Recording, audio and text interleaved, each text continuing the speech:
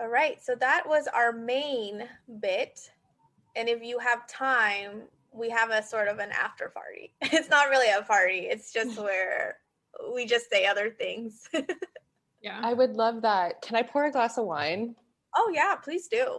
Okay. Really Now I'm good. like, should I also pour a glass? Are we having a Yes. party now?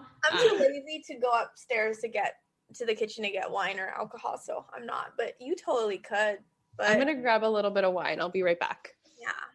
I'm gonna pee because I always do this thing where I have to pee and don't, and then we hold on for several hours. All right. Well, we can just end up editing this part out. I'm just gonna sit here and wait for y'all with my little water.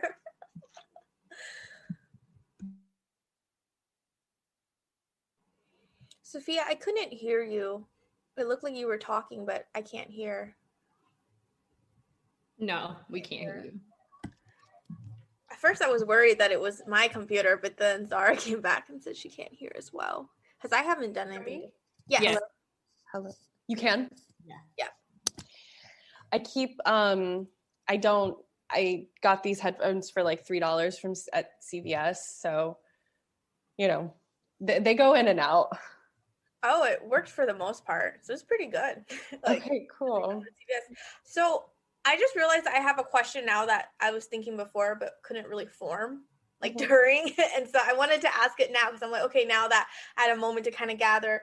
But you were saying how like art spaces can come out like they're innocent, or like there's like an innocence to them even when they're not. And it reminded me of an incident that happened locally recently. I'm in the Seattle area, and there's like a pottery school. Yeah, it's like a pottery school.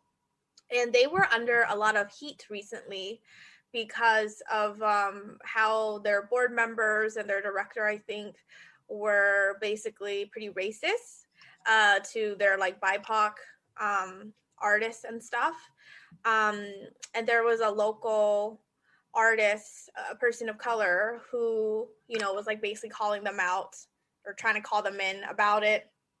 And things had to shift, and it was just a whole mess on like social media and like all that. And I think it was that same kind of thing where this place pretended or tried to put out this face of like, oh, we're like an innocent art institution. Like there's nothing about us that is, I don't know, problematic, I guess. Like we're innocent. And I was thinking and wondering, like, why do you think that happens in art or with art, you know, institutions and spaces? Because I feel like, you know, it seems clear to me that you're still a part of society. And if you live in a racist, capitalistic society, you're going to be problematic unless you're aware of it and trying to do differently.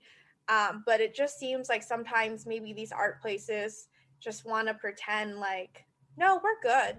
Like, you know, they put up almost like a neutral front. I don't know if that's the right word, but it just, something that came to mind is like, in your experience and with your expertise, like why does that happen? I think that this is a really, really, really good question, Hien. And so art spaces, like, I feel like it's a microcosm too for the rest of society, because like white innocence has existed at the time of like settler colonialism, and white innocence being like first starts with like dehumanizing people. So like making people less than what they are.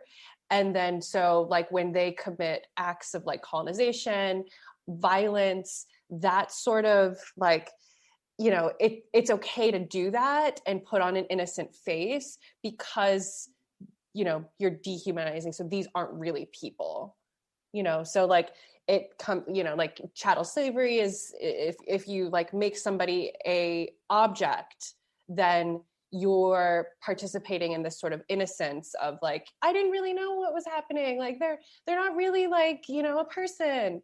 And so white innocence also takes form in like the white liberal imagination land of white liberals. And it looks like, I mean, it's just so wild too. It's like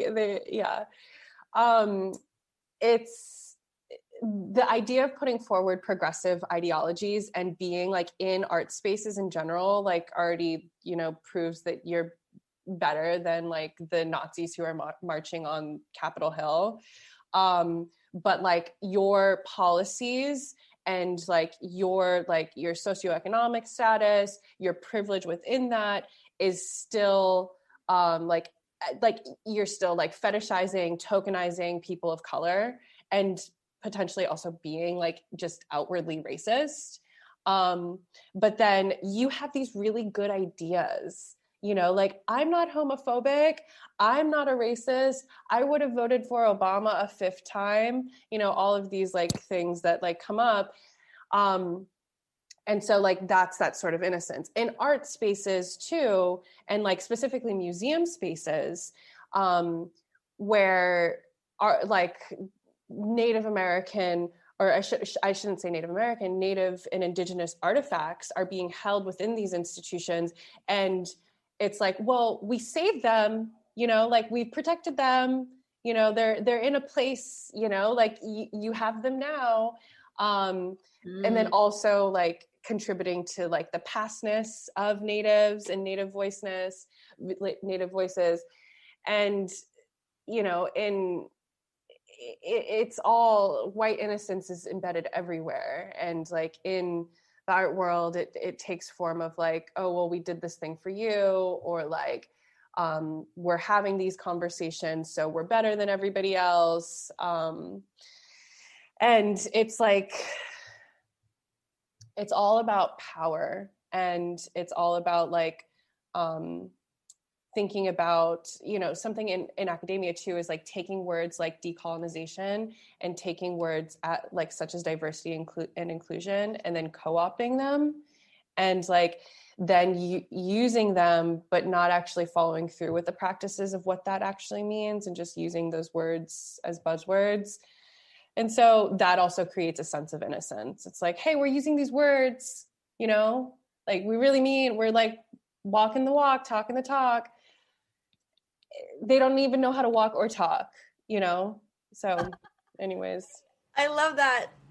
Well, first I want to say I love your answer and the thoroughness, because I think it's helping me understand a little bit better of things that can happen in the art world and art institutions. And I think something that I wonder about is, you know, what it would take for the white liberal imagination to, I don't know, not be so shitty. Like, is it that they should just change their imagination to include, you know, other people they haven't been including, to not be so dehumanizing? Or is it just like we should just tear the whole thing down? Like, fuck white liberal imagination, period. Like let's just imagine something else. Like what do you think it would take? Probably a lot. Probably, I don't know. Is it even possible in our lifetime to have a lot of these art spaces, like the big ones in the institutions, be less problematic? I don't even know if that's the right word. That sounds like I'm settling. I don't want them to just be less problematic. I want them to stop dehumanizing people. Like, period. Like, what would it take for that? Yeah. And so this is another thing that I struggle with in thinking about. And like, it's like Audre Lorde's famous quote of like, you can't tear down the master's house with the master's tools. And so like working within systems, like you become conditioned to, like, if you work within these systems and want to work with these systems, you're still participating in dehumanizing structures. And so I come at the perspective of like abolition, and you cannot continue to like work within them. You're still going to repeat these like problematic practices.